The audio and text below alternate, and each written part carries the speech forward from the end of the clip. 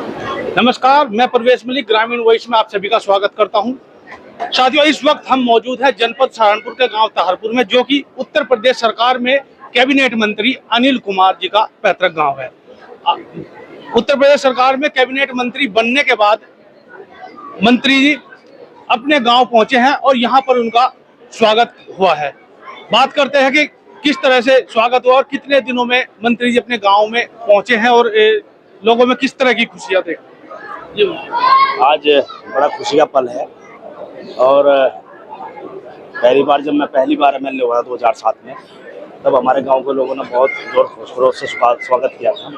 और जब शपथ लेने के बाद 5 मार्च में पहली बार मैं गांव में आऊँ, पैतृक गांव में काफ़ी समय से हमारे लोग कह रहे थे आप गांव आ जाओ, तो आज मौका मिला है गांव में। अच्छा लगा है, अपने घर परिवार के बीच में आने के बाद अच्छा ही लगता है, क्योंकि अपनी बहुत सारी पुरानी यादें ताज़ा हो जाती हैं।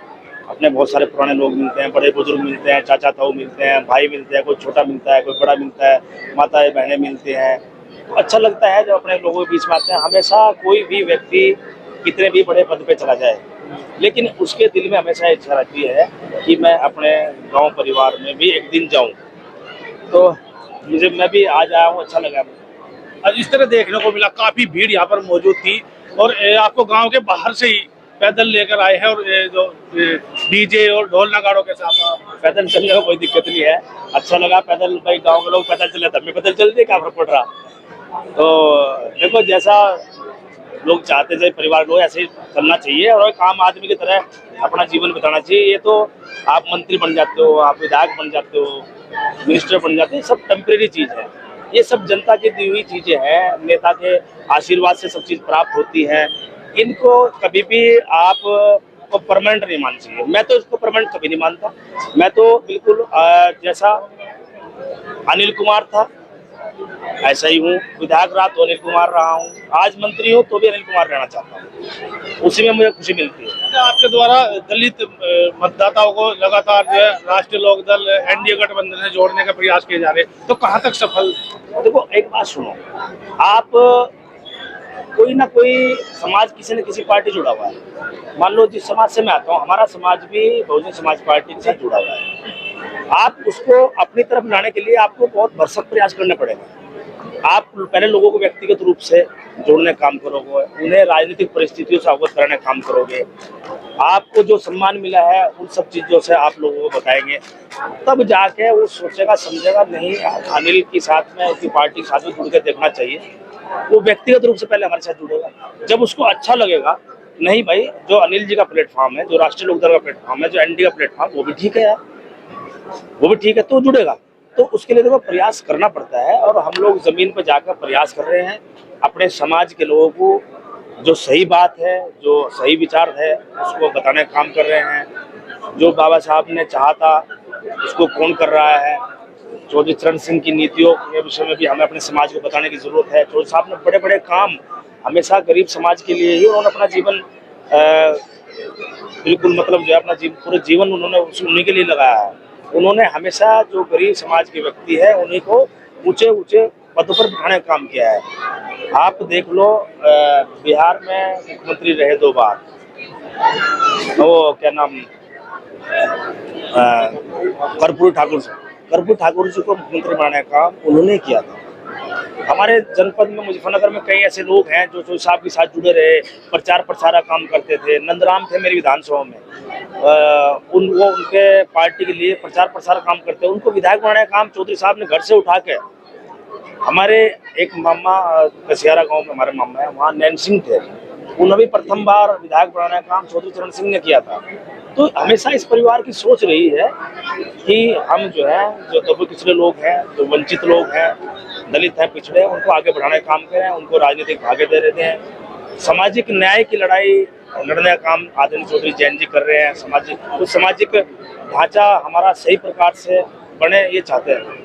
जिस तरह चौधरी चरण सिंह थे उसी तरह लोग जो है जयंत चौधरी को देख रहे हैं। चौधरी चरण सिंह का अक्स ही जयंत चौधरी। बिल्कुल, मैं खुद देखता हूँ, मैं जब देखता हूँ बड़े चौधरी साहब की फोटो देखता हूँ, उनकी युवा अवस्था की, और चौधरी जैन जी की फोटो देखता हूँ, तो मुझे हूबहू चौधरी चरण सिंह का अक्स नजर आता है जैन जी में। और फिर उनके विचार आप जो है किसी भी आदमी को उनके विचारों से नापते हो। अब चौधरी चरण सिंह की जो नीतियां थी, उन्हीं नीतियों पर आज चौधरी जयंत जी चल रहे हैं। उसी का परिणाम है कि वो एक अपने छोटे दल में, छोटा सा हमारा दल है अभी, लेकिन उस दल में उनकी कोशिश ये रहती है कि मैं सर्व समाज के लोगों को समाहित कर लूं इसके अंदर। वो ये चाहती है, यही सोच होनी चाहिए। यहाँ सहारनपुर में आने से पहले आपने अधिकारियों के साथ बैठक की है, किन किन मुद्दों पर वार्ता की? वो कुछ हमारे कार्यकर्ताओं कुछ विषय थे, दूसरा थोड़ा सा मीरापुर का चुनाव भी, इस विषय में थोड़ी सी कुछ अधिकारियों से बात करनी थी, और कुछ और इशू थे जिन पर बात हुई है। गन्ना भुगतान एक बड़ा गन्ना भुगतान पे विषय पे बात हुई है।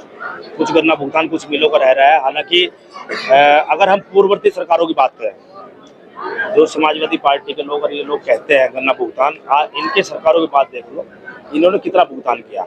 हमारा तो मात्र और मात्र थोड़ा बहुत भुगतान रह रहा। कुछ मिलें हैं जो भुगतान, कुछ बजाज यूनिट की है, कुछ एक दो और मिले हैं जो भुगतान नहीं कर रहे। पर मुझे लगता है कि सीजन से पहले मुख्यमंत्री जी ने आश्वस्त भी किया हम लोगों को। आदरणीय चौधरी जयंत जी भी मुख्यमंत्री से मिले थे, उनकी भी इस विषय पर गन्ना के विषय पर बात हुई थी।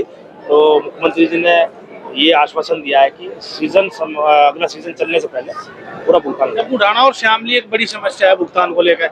शामली में तो किसानों ने धरने प्रदर्शन की भी तारीख दी थी। बुढ़ाने की जो मिल है वो बजाज यूनिट की है, उसके खिलाफ कार्रवाई होगी। मुख्यमंत्री ने कहा कि वो भुगतान नहीं करेंगे तो हम उनके खिलाफ सख्त कार्रवाई करेंगे और जब्त करके किसानों को पेमेंट कराएंगे।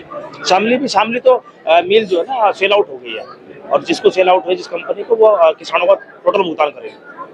जब बड़ी जिम्मेदारी आप पे है और उत्तर प्रदेश की 10 विधानसभा सीटों पर उपचुनाव होने, इसमें मुजफ्फरनगर की मीरापुर विधानसभा भी है, तो किस तरह से देखते हैं, किस तरह से? निश्चित रूप से राष्ट्रीय लोकदल की सीट है, राष्ट्रीय लोकदल वहाँ चुनाव लड़ेगा, राष्ट्रीय लोकदल ही वहाँ चुनाव जीतेगा। ये मीरापुर की स्थिति है, और इसके अलावा 9 सीटें और है। मकसद ये है हमारा, मुख्यमंत्री जी का भी, एनडीए के नेताओं का ये है कि हमें 10 की 10 सीटें चुनाव जीतने। उसी हिसाब से एनडीए अपनी रणनीति बना रहा है, और वो रणनीति निश्चित रूप से हमारी कामयाब होगी और हम सारी सीटें जीतेंगे। जिस तरह लोकसभा चुनाव में जो रिजल्ट आया वो विपरीत आया है मुजफ्फरनगर का, और उस अब जो उपचुनाव है उसको किस तरह से आप सफल? देखो ऐसा है ना, हर चुनाव की अलग फिजा होती है। लोकसभा अलग मुद्दों पर होता है, विधानसभा का आम चुनाव अलग मुद्दों पर होता है, ये उपचुनाव है, ये अलग इसका स्टैंड होता है। और मुझे लगता है कि देखो उपचुनाव निश्चित रूप से हम ही लोग जीतेंगे। ये थे कैबिनेट मंत्री अनिल कुमार जी। अभी इनसे बात हुई, इनके जो पैतृक गांव है उसमें इनकी जो है स्वागत किया गया है। देखते रहिए ग्रामीण।